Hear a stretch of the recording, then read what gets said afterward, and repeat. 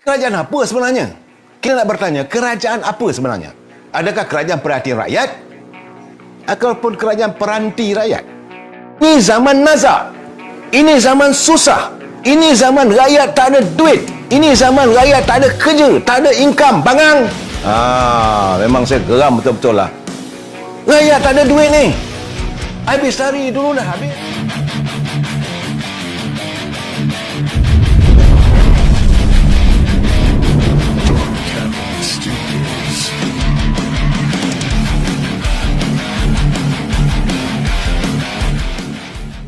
Bismillahirrahmanirrahim. Assalamualaikum warahmatullahi taala wabarakatuh. Tajuk perbincangan malam ini adalah bajet. Jadi saya kata rakyat mahu hidup. Bajet 320.5 bilion, rakyat mahu hidup. Cuma sebelum saya nak ulas ni, saya nak tanya pada Ketua Pergerakan Pemuda. Ketua Pergerakan Pemuda Armada. Mat Jogan. Mat Jagon ke Mat Jogan, beliau adalah sebagai timbalan menteri Belia dan Sukan. Apa khabar? Terhapuskah segala hutang-hutang yang saudara tuntut, saudara buat dalam kerajaan? Kononnya minta supaya kerajaan hapuskan hutang bank. Jadi ternyatalah PPBM ni, Parti Peribumi Bersatu ni, pimpinan-pimpinannya jangan suruh dia buka mulut. Bila mereka buka mulut saja, berderai-derai penipuan. Sebelum bajet ni dia belum mengatakan bahawa minta supaya kerajaan hapuskan hutang bank. Ini yang saya katakan janji seribu mimpi. Janji seribu mimpi. Ini tahap dari seorang timbalan menteri. Apakah dia ingat bahawa bajet itu manifesto pilihan raya? Dulu masa musim pilihan raya tu bolehlah kamu menipu rakyat. Kali ini apabila dibentangkan tadi, apa dah jadi? Sebelum pembentangan bajet dah mula bertelagah. Bila Ketua Pembangkang Datuk Seri Anwar Ibrahim bertanya kenapa cuma 80 orang saja. 80 orang artinya kurang daripada 30%. Apakah cukup quorum untuk pembentangan bajet itu, di mana ahli-ahli parlimen yang lain berada di luar. Bajet bermula tak ada lagi dah cerita Makcik Kiah. Makcik Kiah dah tak ke mana dah hilang daripada radar. Tiba-tiba muncul pula Puan Aisyah. Hai kerajaan Tan Sri Muhyiddin ni saya tak tahulah bagaimana mereka seolah nak tunjuk menyantuni rakyat. Menyebut nama Puan Aisyah lah, Pakcik Siddiq dan sebagainya. Katun sekatun-katunnya jadi kerajaan kita hari ini. Kemudian saya hairan juga. Sebab zaman Datuk Seri zaman Datuk Seri Najib Tun Razak, beliau mewujudkan BRIM, Bantuan Rakyat Satu Malaysia. Bila datang Pakatan Harapan, Pakatan Hancing ni dengan Ling Wah Eng, berubah. Kononnya tak baik, BRIM tak elok. Tukar kepada BSS, basah. Habis lencun Satu Malaysia kena kencing oleh Kerajaan Pakatan Harapan. Kemudian ikutan, turutan daripada Kerajaan Pakatan Harapan adalah Kerajaan Tan Sri Muhyiddin, Parti Peribumi Bersatu. Timbul pula. Kali ini saya terkejut. Saya ingatkan apa? Rupanya BPR. Ingatkan Biro Pencegah Rasuah. Rupanya BPR, Bantuan Prihatin Rakyat. Jadi gitulah keadaannya, saudara. Kadang-kadang kita melihat di parlimen sesuatu main-main aja. Macam main-main. BPR tu bagi tahu dekat Tengku Zafrul, dia suka menyanyi. Mungkin dia juga minat kumpulan BPR rockers. Sebab dia ada dalam Facebook. Dia menyanyi bersama dengan kumpulan dia. So jadi dia teringat BPR lah.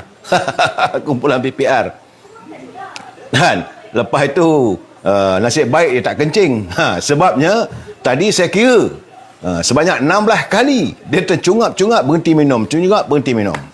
Realitinya bajet yang dibentangkan tadi sebenarnya is very very bad.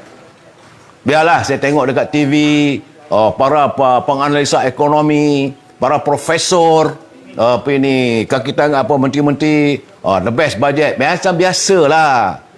Bagi saya kata jangan bodik lah, bercakaplah betul serang. Anda sebagai profesor yang melihat hayati perasaan rakyat.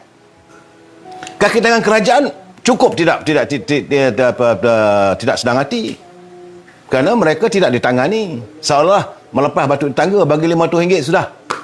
Main jauh-jauh. Begitu gayanya. M40 apatah lagi. Bagaimana pula dengan pekerja-pekerja yang diberhentikan kerja? Apa bentuk bantuan kerajaan? Apa cara pelaksanaannya? Bagaimana kita sekarang ni? Tiba-tiba yang memeranjatkan saya, di saat kita beraya, bergelut dengan keadaan yang begitu susah, tiba-tiba Tan Sri Zafrul mengumumkan ada bajet sejumlah 81 juta untuk mewujudkan kembali Jabatan Jasa. Saudara ingat, jasa ni tujuan tak lain tak bukan adalah untuk politik, untuk pilihan raya. Jadi mungkinkah selepas bajet ini akan diwujudkan pilihan raya umum? Sebab jasa mendapat sejumlah 81 juta. Sedangkan sebelum ini, kalau kita tengok urutan sebelum daripada tahun 2011 yang ada dalam simpanan saya yang dikirim oleh teman-teman kepada saya, daripada tahun 2011 kerajaan cuma berbelanja 21 juta untuk jasa. Tahun 2012 juga 21 juta. 2013 23 juta. 2014 naik 24 juta. 2015 21.7 juta.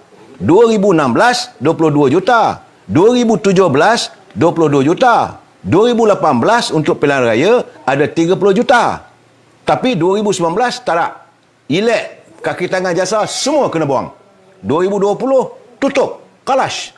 Dan hari ini diberitakan pada tahun 2021 sejumlah 81 juta disediakan untuk jasa. Apakah Tengku Zafrul tersilap baca ataupun memang ini yang tersembunyi? Ini sebenarnya perlu kita hayati, ya. Now, menurut kenyataan Tengku Zafrul, sejak daripada April sehingga bulan September, kerajaan telah pun meminta supaya bank memberi pelepasan untuk tidak membayar hutang dulu, dalam konsep yang dipanggil monotarium. Tapi hari ini dia tak kata ditangguhkan, dia tak kata diteruskan. Ia cuma kata menangguhkan pinjaman 3 bulan atau 50% bayaran hutang. Jadi bagi saya macam tak ada. Kalau 3 bulan lagi sampai bulan 12 habis. Sedangkan mengikut dari segi kenyataannya, besar kemungkinan COVID-19 ini, pandemik ini akan berlarutan sampai setahun. Apa nak jadi? Dan lebih mengecewakan. Sudahlah, moratorium dah. Boleh, bagi saya tak ada lah sebenarnya. Kerana ia pinjaman bersasar. Sesara yang ada pinjaman hutang dengan bank, kena menyembah pegawai bank, kena minta tolong dengan bank supaya diluluskan, agar rumah anda tidak kena lelong, agar kereta tak kena tarik, kena buat permohonan, kena isi borang. Itu pun belum pasti. Suka mak bapak dia lah. Kalau bank kata no, kena bayar, kena bayar. Dan ini sekarang yang lebih mengecewakan. Apabila wang kita yang kita simpan, yang kita carum setiap bulan, duit EPF, yang diumumkan pada mulanya diturunkan daripada 11% kepada 9%. Kaki tangan dah tak ada kerja. Kebanyakan pencarum EPF ini ataupun kumpulan wang simpanan pekerja adalah mereka di sektor swasta ataupun sektor kerajaan yang memilih untuk tidak mengambil pencen. Sedangkan mereka ini sudah pun diberhentikan kerja. Ini masalahnya, apakah kerajaan, pimpinan Tan Sri Muhyiddin ni peka, faham ke rakyat tak ada kerja sekarang ni? Kadang-kadang saya kata bangang orang ni. Orang tak ada kerja, sebab itu orang nak minta keluarkan duit. Bukannya nak minta duit daripada kerajaan. Tak diminta 1 sen pun tak minta duit kerajaan. Kami nak duit kami yang kami carum setiap bulan. Hasil daripada keringat kami, hasil daripada titik peluh kami.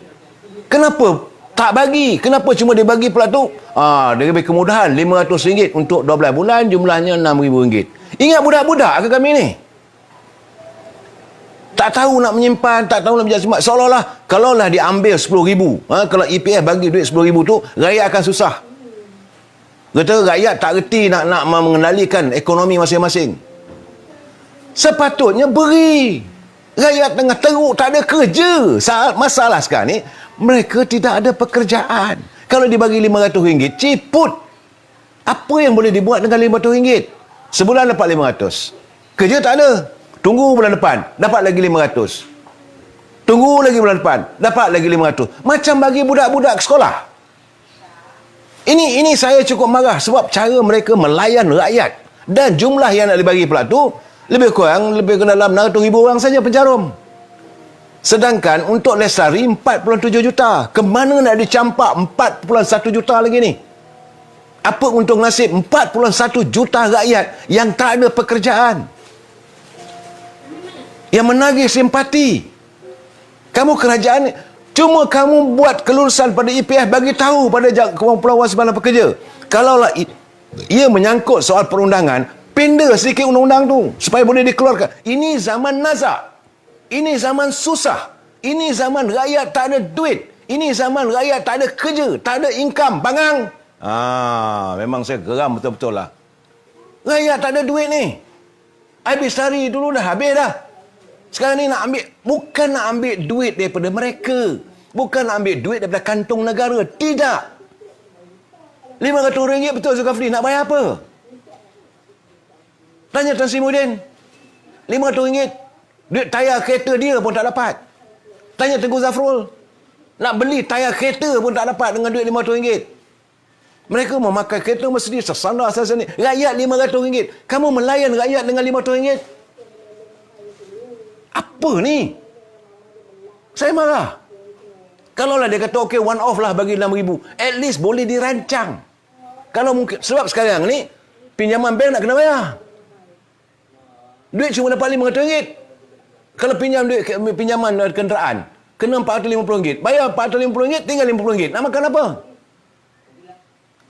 Jangan kamu jerut hidup rakyat. Sudahlah begitu, tidak ada pengumuman mengatakan bahawa kerajaan peka dengan keadaan begini akan mengawal kemasukan makanan dan sebagainya. Barang makanan mencanak, tagak melangit. Ini kerajaan apa sebenarnya? Kita nak bertanya, kerajaan apa sebenarnya? Adakah kerajaan perhatian rakyat ataupun kerajaan peranti rakyat? Rakyat ni buat tak tahu je, okeylah rakyat akan terima. Sebab saya dengar tadi komen-komen daripada profesor-profesor, mereka okeylah dapat gaji RM5,000, RM10,000. Sebab profesor-profesor yang diundang, profesor yang masih bekerja. Cuba tanya profesor yang dah berhenti tu. Saya tak boleh terima lah dalam keadaan begini, bila kehidupan rakyat dipermainkan. Yang rakyat minta tak lain tak bukanlah EPF, duit kumpulan wang simpanan pekerja, yang dicarum hasil daripada titik peluh, daripada keringat mereka setiap hari bekerja. Dapatlah caruman sedikit, RM100, RM200, RM100, RM200, yang dicarum berpuluh tahun, bukan sehari, bukan 2 hari, yang ditabung sebegitu lama. Dan nak minta tu bukan banyak, tak sampai pun 10% kalau ada yang menyimpan RM100,000. Ini bajet betul lah Saudara Ismi. Saudara Ismi dia berkata, bajet langsung tidak mendengar prihatin rintihan rakyat. Bagi mereka rakyat ni macam sampah. Orang baik lagi dari PA lagi hancing lah, tak boleh cakap. Jadi sebab itu saya kata logik lah. Saya menang bila dengar balik bajet bentang Tengku Zafrul. Logik lah bahawa kerajaan menyediakan peruntukan sejumlah RM24 juta untuk kos rawatan mental.